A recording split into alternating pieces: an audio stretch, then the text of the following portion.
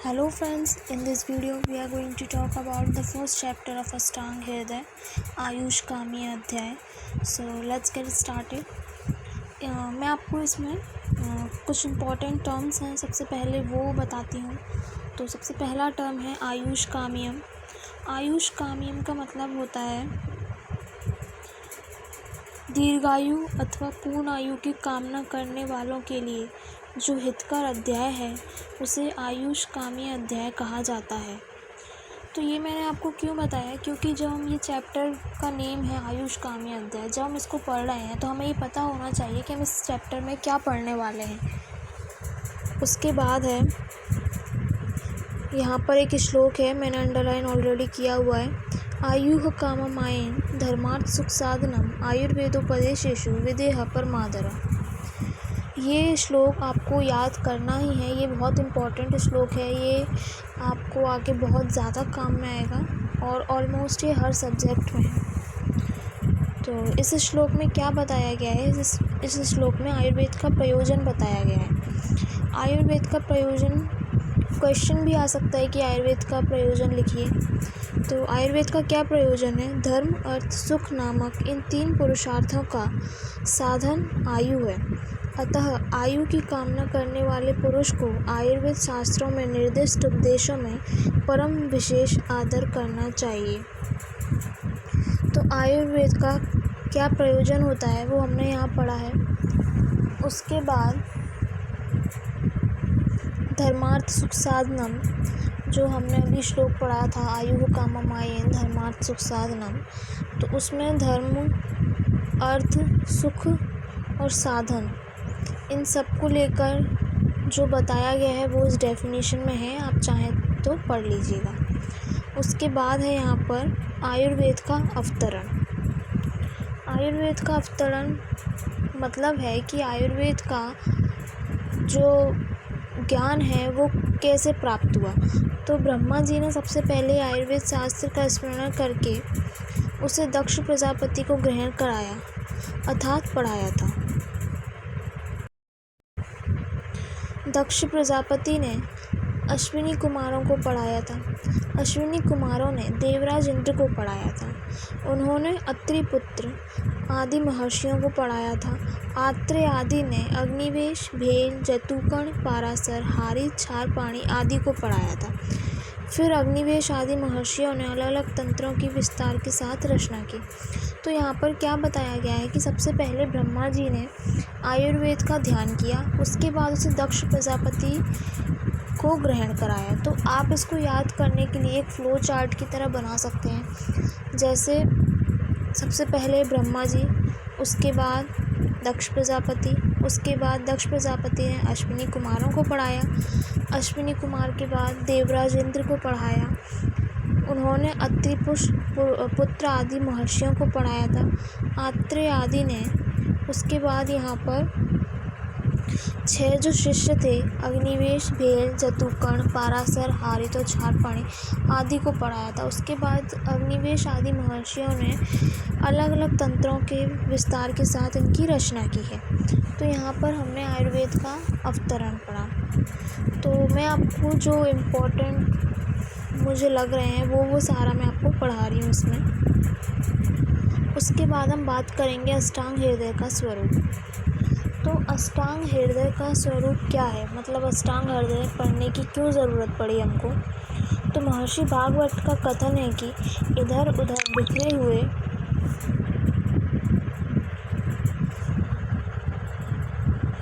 उन प्रधान तंत्रों में से उत्तम भाग को लेकर यह उच्चय किया गया है. प्रस्तुत संग्रह ग्रंथ का नाम है अष्टांग हृदय. इसमें प्राचीन तंत्रों में वर्णित विषय न अत्यंत संक्षेप से और न अत्यंत विस्तार से ही कहे गए हैं. तो इसमें अष्टांग हृदय को क्यों पढ़ने की ज़रूरत पड़ी हमें, उसके बारे में बताया गया है. उसके बाद है आयुर्वेद के 8 अंग. तो सबसे पहला क्वेश्चन तो यहाँ पर ये है कि आयुर्वेद में कितने अंग हैं.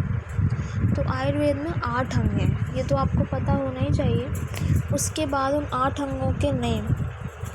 तो नेम है काय चिकित्सा, बाल तंत्र जिसे कौमार भृत्य भी कहते हैं, गृह चिकित्सा जिसे भूत विद्या भी कहते हैं, ऊर्ध्वांग चिकित्सा शालाक्य तंत्र, शल्य चिकित्सा शल्य तंत्र, दंष्ट्राविष चिकित्सा अगत तंत्र, जरा चिकित्सा रसायन तंत्र, वृष चिकित्सा वाजीकरण तंत्र।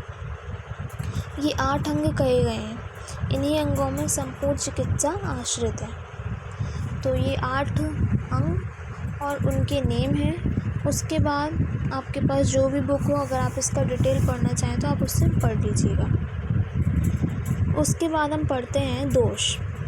तो दोष तो मतलब आपको हर सब्जेक्ट में पढ़ने को मिलेंगे, चाहे वो एनाटमी हो, फिजियोलॉजी हो या अष्टांग हो, सब में आपको पढ़ने को मिलेंगे। तो दोष की यहाँ पर सबसे पहले तो श्लोक दिया गया है, वायु पित्तम कफश्चेति त्रयोदोषा समासता। तो अगर आप ये श्लोक याद कर लें तो बहुत अच्छी बात है, वरना नेम तो याद होने ही चाहिए। आयुर्वेद शास्त्र में संक्षेपतः 3 ही दोष माने जाते हैं। कौन कौन से? वात, पित्त और कफ। वात, पित्त और कफ, ये आपको पता होना चाहिए क्योंकि ये तो बेसिक ही है। उसके बाद है विकृत और अविकृत दोष। ये तीनों वात आदि दोष विकृत शरीर का विनाश कर देते हैं और अविकृत जीवन दान करते हैं अथवा स्वास्थ्य संपादन करने में सहायक होते हैं। तो विकृत और अविकृत दोष ये मैंने आपको क्यों बता रही हूँ, क्योंकि क्या है कि आपको ये टर्म्स आगे मिलेंगे, है ना। जैसे अगर आप आगे आगे पढ़ते जाएंगे वैसे वैसे आपको ये टर्म्स मिलते जाएंगे, तो वहाँ पर ये समझ नहीं आएगा कि विकृत क्या होता है या विकृत क्या होता है। इसलिए मैंने यहाँ पर ये बताया कि विकृत और अविकृत दोष क्या होता है, जिससे आगे आपको ये टर्म्स मिले तो आप मतलब उसको समझ पाएँ कि क्या मीन्स है इसका। उसके बाद हम पढ़ेंगे दोषों के स्थान और उनका प्रकोप काल। जहाँ पर दोषों की बात हो वहाँ पर उनके स्थान और प्रकोप काल के बारे में तो पता होना ही चाहिए, बहुत इम्पोर्टेंट है ये तीनों वात आदि दोष सदा समस्त शरीर में व्याप्त रहते हैं, फिर भी नाभि से निचले भाग में वायु का, नाभि तथा हृदय के मध्य भाग में पित्त का और हृदय के ऊपरी भाग में कफ का आश्रय स्थान है। तो यहाँ पर ये बताया गया है कि जो नाभि से निचले भाग में वायु रहती है, नाभि तथा हृदय के मध्य भाग में पित्त रहते हैं और हृदय के ऊपरी भाग में कफ का आश्रय स्थान होता है। ठीक है, ये आपको याद करना है। उसके बाद है व्यय आदि के अनुसार काल। यद्यपि ये दोष सदा गतिशील रहते हैं, तथापि वयस के अंत काल में, वयस के मध्य काल में तथा वयस्क के आदि काल में और दिन रात तथा भुक्त के अंत में, भुक्त मतलब भोजन कर चुकने के अंत, मध्य एवं आदि काल में विशेष रूप से गतिशील होते हैं। तो यहाँ पर ये व्यय के अनुसार काल बताए गए हैं। उसके बाद है दोषों का अग्नि पर प्रभाव। Very very important. दोषों का अग्नि पर क्या प्रभाव होता है?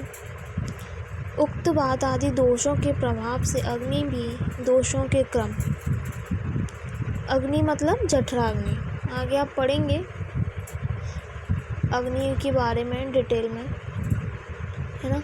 तो यहाँ पर तो हम दोषों के अनुसार अग्नि पर प्रभाव देख लेते हैं। तो वात दोष से अग्नि विषम हो जाती है, पित्त दोष से अग्नि तीक्ष्ण हो जाती है और कफ दोष से अग्नि मंद हो जाती है।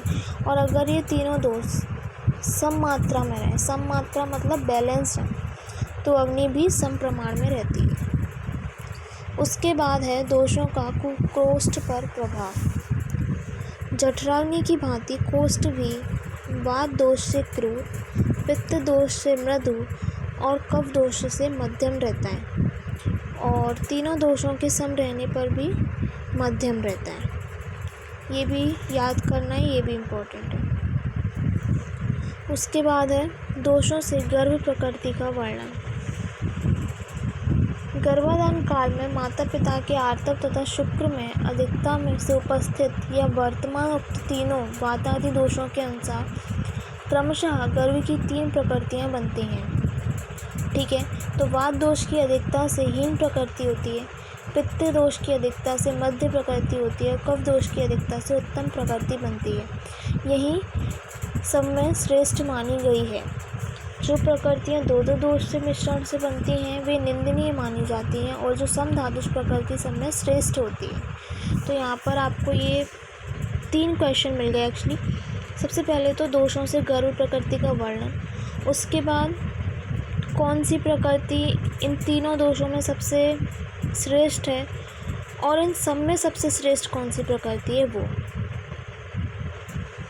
तो ये आपको ध्यान रखना है। उसके बाद है वाद दोष के गुण। अगर वाद दोष हो रहा है तो कैसे पता चलेगा कि ये कौन सा दोष है ना, तो हमें उसके बारे में, उसके गुण के बारे में पता होना चाहिए। और गुण को याद करने के लिए यहाँ पर एक श्लोक दिया गया है, तत्र रुक्षो लघु शीत खरः सूक्ष्मश्चलो अनिलः। तो ये श्लोक आपको याद करना है। अगर नहीं कर पाएँ तो फिर इसका जो हिंदी में दिया हुआ है, यह रुक्ष लघु शीत खर सूक्ष्म तथा चल होता है, तो ये तो याद करना ही है। उसके बाद है पित्त दोष के गुण। पित्तम सस्नेह तीक्ष्णोष्णम लघु विस्त्रम सरम द्रवम। यह कुछ स्निग्ध तीक्ष्ण उष्ण लघु विस्त्र सर तथा द्रव होता है। ठीक है। उसके बाद लास्ट है कफ दोष के गुण। स्निग्ध शीतो गुरु मंदः श्लक्षणो मत्सन स्थिर कफा। स्निग्ध शीत गुरु मंद श्लक्षण मत्सन तथा स्थिर होता है। ये हो गए कफ दोष के गुण। उसके बाद है संसर्ग तथा सन्निपात की परिभाषा। आयुर्वेदीय परिभाषा के अनुसार किन्हीं दो दोषों के एक साथ क्षय वृद्धि होने का नाम संसर्ग, और तीनों दोषों का एक साथ क्षय वृद्धि होने का कारण नाम सन्निपात है। मतलब अगर कोई 2 दोष बढ़ रहे हैं या कम हो रहे हैं तो उसे हम कहेंगे संसर्ग, और अगर तीनों दोष एक साथ बढ़े या कम रहे हैं तो उनको बोलेंगे सन्निपात। उसके बाद धातुओं का वर्णन। सबसे पहले हमने पढ़ा था दोष 3 वात पित्त और कफ। अब हम पढ़ रहे हैं धातु। तो यहाँ पर एक श्लोक दिया हुआ है, रसाश्रंग मास मेदो अस्ति मज्ज शुक्राणी धातवा सप्त दूष्या। तो धातु कितनी होती हैं? 7। दोष कितने होते हैं? 3। आयुर्वेद शास्त्र में रस रक्त मांस मेद अस्थि मज्जस तथा शुक्र ये 7 धातु कहे जाते हैं, और जब ये वात आदि दोषों द्वारा दूषित किए जाते हैं तो इन्हें दूष्य कहते हैं। ठीक है, वेरी इंपॉर्टेंट, बेसिक है, ये तो याद करना ही है। उसके बाद है मलों का वर्णन। मूत्र पुरीष तथा श्वेत आदि मल कहे जाते हैं। तो मल कौन कौन से हो गए? मूत्र पुरीष तथा श्वेत।